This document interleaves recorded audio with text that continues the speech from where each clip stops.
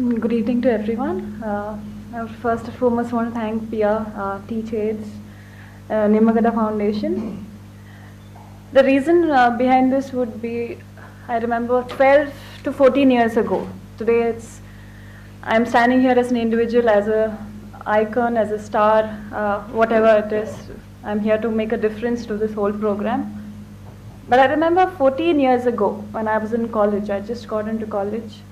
And I was getting into college one day and I saw this lean guy sitting outside the college and playing his guitar. And he was playing some amazing music. I was just standing and watching him. It's not that I had so much of money. I didn't have anything to give him, but all I could do is give him a few minutes of my time and listen to what he was playing. And once he finished playing, I just spoke to him. His name was John. And he was outside the college the next day also, and again he played his music and I got to speak to him. And that's when he told me that I need you to come to this one place, and again he's a stranger now, I need you to come to this place with a group of people. That's when the whole AIDS awareness had just started. It was a whole huge taboo to talk about AIDS, to talk about anything to do with sex. Till now, even I haven't spoken about sex education or spoken about anything with my parents. It's a taboo and it's something that I wouldn't go across and talk to them. And when I went with John, it's like I had a few more friends and I don't know what pushed me then. And I had lots of fear. My parents still don't know about it. I think this is the first day they're going to know about it today. I used to bunk my college and then go with a few friends to find out what is this man, what's he trying to say.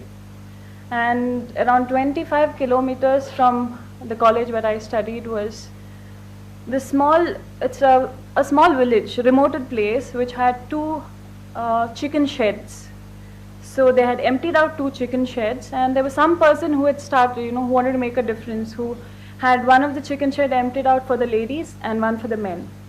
And they had a kitchen, and it was John who got a few of these people together who, Prasad Garu said, they were like shunned from the society, they were pushed away, they had their own families who didn't want to see them, and there were kids who had 2 years, 4 years, who got it from their parents for no fault of theirs, and they were sitting there not knowing that they're going to just live the rest of their lives in that shed, and I don't know what's going to happen to them. And I still can't forget my first moment, it's very important for me because a lot of people, when the AIDS awareness started, all we heard was, like Pia said, you have little bit of information coming out. They said the immunity drops. That's what happens, right, Pia? The immunity drops. So if the immunity drops, what should we do? You give them a lot of multivitamins. That's the basic thing that you can do to them. So that's what John had told me, and I had just heard about it. So that's something that I couldn't go and speak up to my parents because AIDS was such a big taboo then. And more than that, talking about something to do with something which is sexually transmitted. So we used to go collect multivitamins from our classmates, whoever had doctors as parents. We used to tell them, because I think all doctors, they get the samples of the multivitamins. So we used to go collect it and give it to them. And this happened for almost 6-7 months. We used to bunk college and do the same thing, go spend time with them. But the first day when I went to that place, there was a lady who was coughing. And I still had that fear of not wanting to touch a patient who has AIDS. That again was a fear in my mind. And I remember going up to her and she was coughing. And I was very shaky, and I went close to her and she told me, she's like, you won't get it by touching me. She's like, what you need to take care of is I've got TB and you need to keep away from me because that can be transmitted. And she just said, you sit far away and talk to me. And then the next thing was, another challenge for me was when John made some food. And all of us played a game of volleyball together, and John made some food. And he just mixed the food in one plate and he gave it to us. And for me to take that food again from that plate it was very scary. Honestly, it was very scary. And these were the questions which troubled me a lot, because I could never come back home and ask my parents, what is it?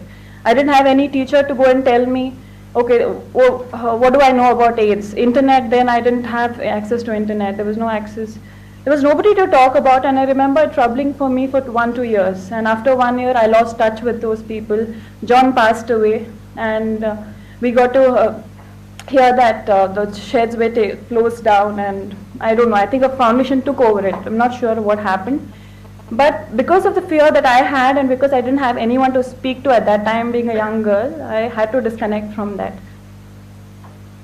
And there's so many questions, Priya, that I'm sure not only the youngsters, and that's something I genuinely feel that more than the youngsters, it's the adults, it's the people who work in these medical centers. Like we spoke about condoms being used. It's like everywhere you speak about anything, they say condoms. You use condoms for protection. But the basic thing is, when a teenager, okay, who's seen it and who goes to buy a condom from a medical store, their faces are going to look down at him, or their faces are going to be like, I know your dad, I'm going to tell your dad. So what do those people do? So I think that the program that you've come out with, and you can't blame the parents, you can't blame them, because I just feel it's a cycle, it's a chain. Nobody answered their questions, so they'd rather shut up and not answer your questions. So I don't think we can place a finger on anyone and blame them. So all we can do is just I think we need to have a mass education system where it'll be the first school where you'll have 60-year-old people and you'll have 2-year-old kid learning together.